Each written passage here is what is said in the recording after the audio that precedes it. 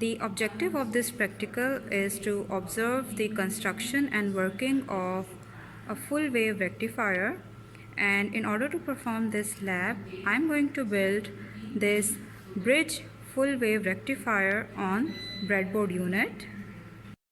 As you can see here, I have connected this diode to this breadboard unit, and as you can see, this is the positive terminal of this diode and this is the negative terminal of this diode. Now I'm going to connect the second diode, because we know that in bridge full wave rectifier we need 4 diodes. Okay.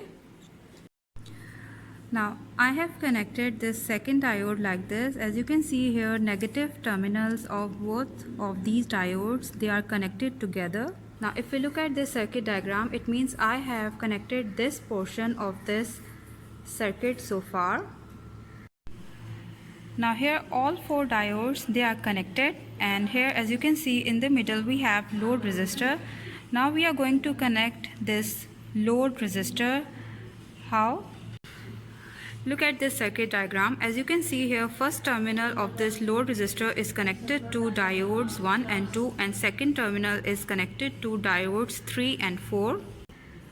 Now look here, as you can see, with the help of white jumper wire, I have connected first terminal of load resistor with diodes 1 and 2, and with the help of this brown jumper wire, the second terminal of this load resistor is connected to diodes 3 and 4. So now this circuit is completed.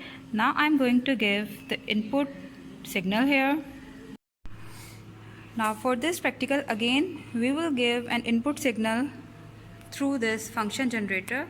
As you can see here, I have set this waveform to sine wave. Frequency is 1 kilohertz, amplitude is 10 volts peak to peak. Okay, so now I'm going to connect probes of this function generator, this circuit like this.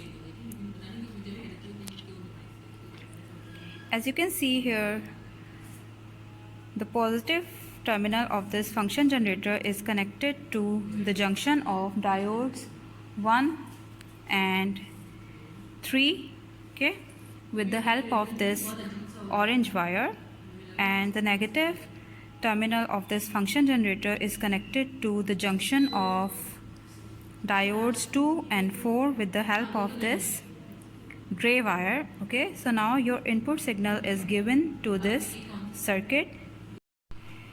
Again, for observing the output waveform, we will use an oscilloscope, and we know that the output voltage appears across the load resistor.